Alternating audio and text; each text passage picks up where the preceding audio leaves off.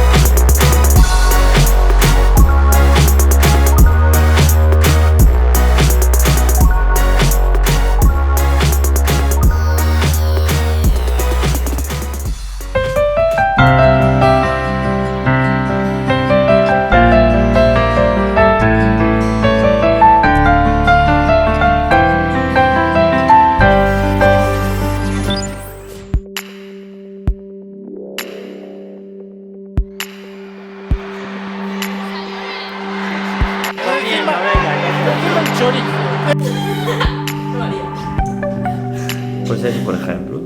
No, pero a ver, algo sé. Porque me gusta tener... A ver, otra cosa. La idea. Soy voluntaria porque así empleo mi tiempo libre. Un segundo, que piense. Sí, tú piensas. Ya.